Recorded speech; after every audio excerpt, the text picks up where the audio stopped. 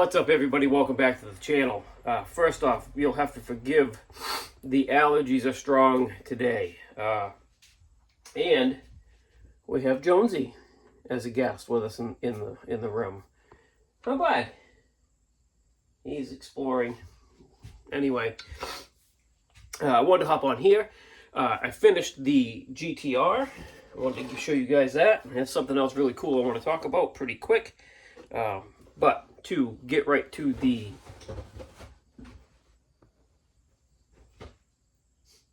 there he is, digging in the stash. So we finished this Tamiya Nissan Skyline GTR V-Spec 2, the R34. This was a really, really nice kit. Went together like a dream. This is going to be a good model for me to...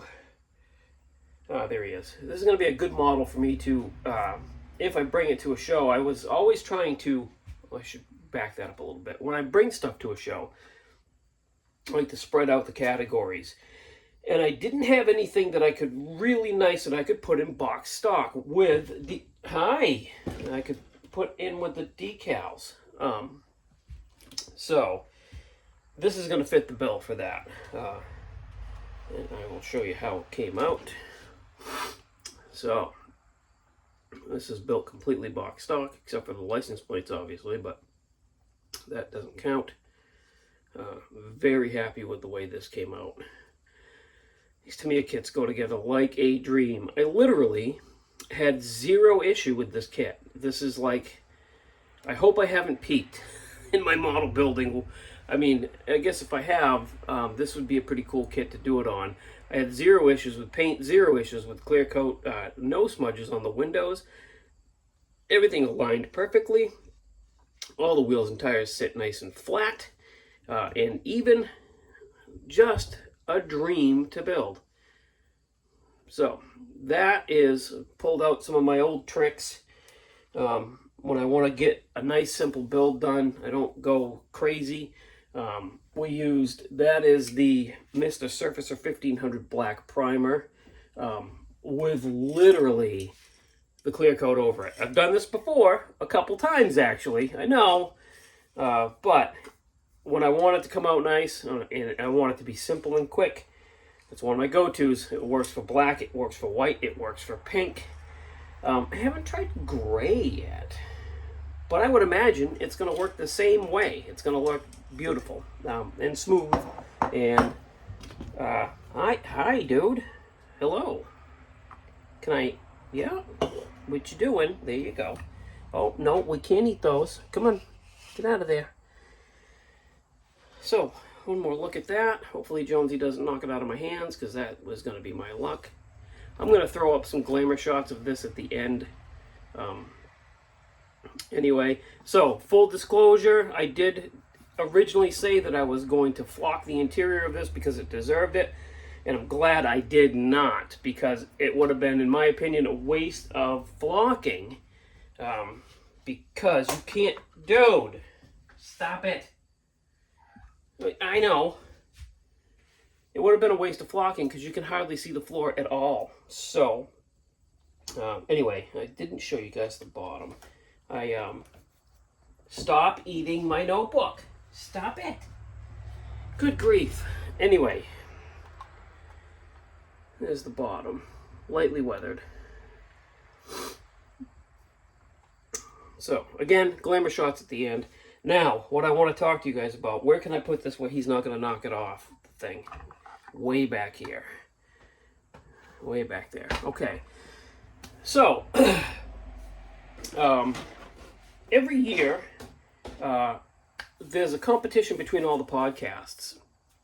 You've got the Modeling Insanity podcast. You've got the Model Geeks, the Mojo guys. You have the Built Sideways guys. There's Beyond the Box Art. Brand new podcast. Really good, by the way, if you guys wanted to listen to that. I mean, these are all... Realistically, they're all military-themed podcasts, which is okay. It works out good for me because I have a military interest in modeling as well, so I enjoy listening to them. the On the Bench guys and the Scale Model podcast in Canada, in conjunction with the IPMS Hamilton chapter, do this competition every year between all of the podcasts. It's called the Moosearoo Cup. And after putting myself out there and making people understand that the Scale Model Car podcast is a legit thing, and we take it very seriously, and he's gonna not get out of there. Golly, Jonesy's probably gonna be the death of this video. Hey, get out of there! Come on. Okay, see? Go. I'm not gonna edit all this out because people will think this is hilarious. Holy smokes. Anyway. That's all crooked. Oh my goodness, Jonesy, you're killing me.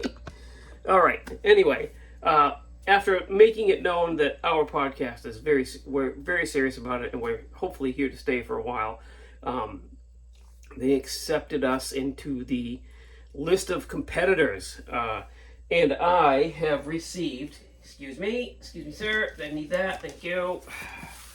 My Moosearoo Cup box. So, it says do not open before August 15th, 5 p.m. Eastern Time. So how this works is they send all the podcasts a kit, and it could be any genre, any scale, any theme. It's a mystery until you get the kit. And the way it works is, so this year I've been chosen to build the kit, which is fantastic.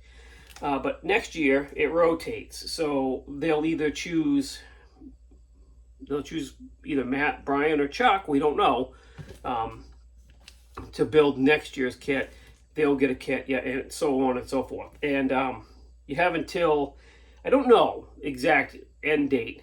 I'm hoping the instructions are in here, but you have until a certain date to finish the model, and then I believe you take high quality photographs of said model and you send them into them, and at Heritage Con in March they judge the builds and pick a winner.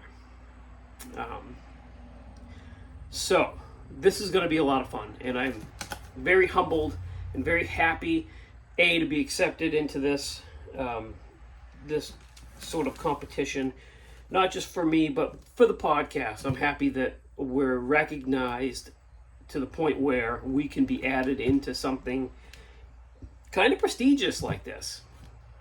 It's been going on for, I think, 4 or 5 years. And in my mind, if you're in the Moosearoo Cup, then you're a legit podcast, which is really cool. So, super stoked.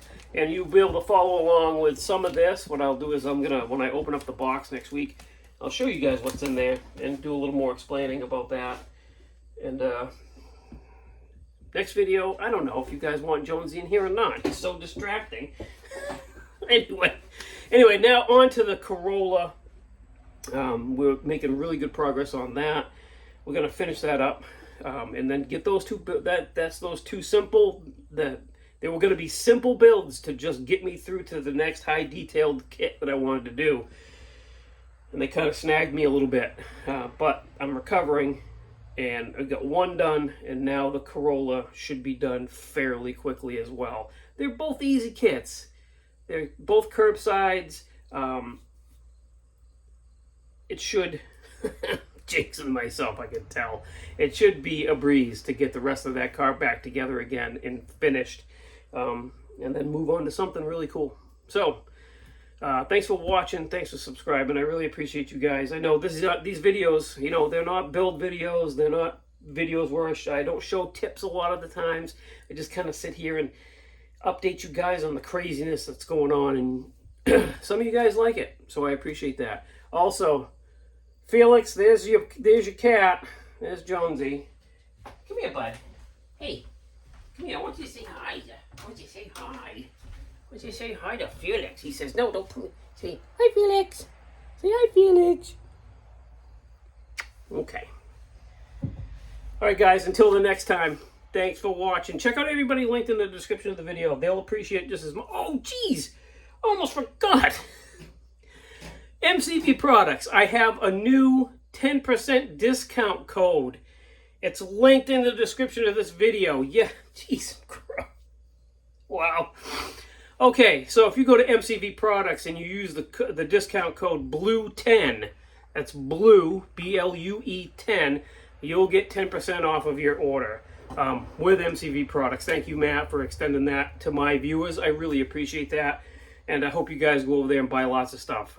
He's got a pretty good website going, so again, linked in the description of the video. Check it out, and I'll see you on the next one. It's Jonesy's fault, Matt. I was distracted. Bye, guys.